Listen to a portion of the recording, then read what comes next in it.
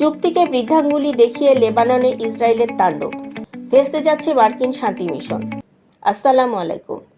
আন্তর্জাতিক কূটনীতি এবং শান্তি চুক্তির মুখে ছাই দিয়ে মধ্যপ্রাচ্যে আবারও রক্তের হোলি খেলায় মেতে উঠেছে ইসরায়েল।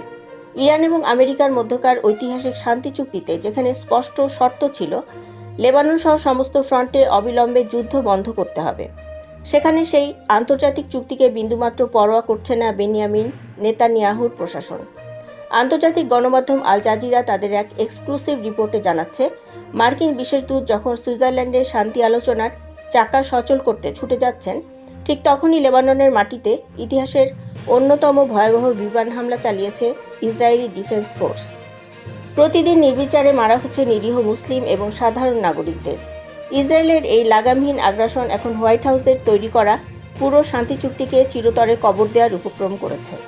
দর্শক, কেন বিশ্ব নেতাদের চুক্তিকে এভাবে বৃদ্ধাঙ্গুলি দেখাচ্ছে ইসরায়েল? মার্কিন দূতের সুইজারল্যান্ড মিশন কেন এখন চরম ঝুঁকির মুখে? আর লেবাননের এই রক্তাক্ত পরিস্থিতি মধ্যপ্রাচ্যকে কোন দিকে নিয়ে যাচ্ছে? আসুন জেনে নেই আজকের এই বিস্তারিত ইনসাইড রিপোর্টে। দর্শক, আল জাজিরার প্রতিবেদন অনুযায়ী মার্কিন প্রশাসনের শীর্ষ কূটনীতিক প্রতিনিধি দল যখন সুইজারল্যান্ডের জেনেভায় একটি অত্যন্ত গুরুত্বপূর্ণ কূটনৈতিক মিশনে অংশ নিতে যাচ্ছেন, ঠিক সেই মুহূর্তে লেবাননের দক্ষিণাঞ্চল এবং বৈরুতের উপকণ্ঠে মুহুর্মুহু মিসাইল ছুড়েছে ইসরায়েলি যুদ্ধবিমান। এই হামলাগুলো কেবল সামরিক লক্ষ্যবস্তুতে নয়, বরং সাধারণ মানুষের বসতবাড়িতেও আঘাত হানছে। প্রতিদিন নিরীহ মুসলিমদের রক্তে রঞ্জিত হচ্ছে লেবাননের মাটি। আন্তর্জাতিক বিশ্লেষকরা বলছেন, ইসরায়েল খুব পরিকল্পিতভাবে এই সময়ে হামলার তীব্রতা বাড়িয়েছে, যাতে সুইজারল্যান্ডে হতে যাওয়া মার্কিন ইরান শান্তি আলোচনা শুরু হওয়ার আগেই ভেস্তে যায়। নেতানিয়াহু প্রশাসন বিশ্বকে বার্তা দিতে চায় যে আমেরিকা বা ইরান টেবিলে বসে কি চুক্তি করলো তাতে ইসরায়েলের কিছু আসে যায় না। এই ঘটনার সবচাইতে বড় ট্র্যাজেডি হলো, ইরান আমেরিকা চুক্তির খসড়াতে লেবানন ফ্রন্টকে সম্পূর্ণ শান্ত রাখার গ্যারান্টি দেওয়া হয়েছিল, কিন্তু ইসরায়েলি প্রধানমন্ত্রী বেনিয়ামিন নেতানিয়াহু নিজের ক্ষমতা টিকিয়ে রাখতে এবং উগ্রপন্থী মন্ত্রীদের সন্তুষ্ট করতে এই যুদ্ধকে বাঁচিয়ে রাখছেন। মার্কিন দূত যখন সুইজারল্যান্ডে পৌঁছে মধ্যস্থতার চেষ্টা করছেন, তখন ইসরায়েলের এই আগ্রাসী মনোভাব আমেরিকার কূটনৈতিক মর্যাদাকে বিশ্বমঞ্চে ধুলায় মিশিয়ে দিচ্ছে।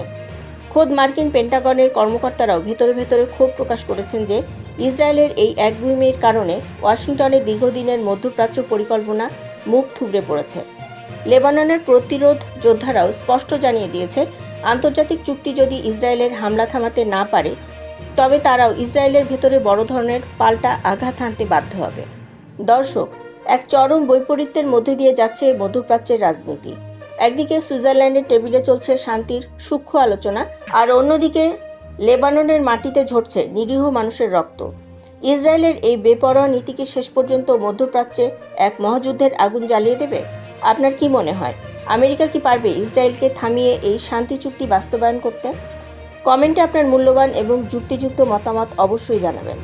আন্তর্জাতিক রাজনীতির এমন শতভাগ নির্ভরযোগ্য, বস্তুনিষ্ঠ এবং নিরপেক্ষ খবর সবার আগে পেতে আমাদের বিডি হট নিউজ চ্যানেলটি এখনই সাবস্ক্রাইব করুন এবং পাশে থাকা বেল আইকনটি বাজিয়ে দিন। আমাদের সাথে থাকার জন্য আপনাকে অসংখ্য ধন্যবাদ।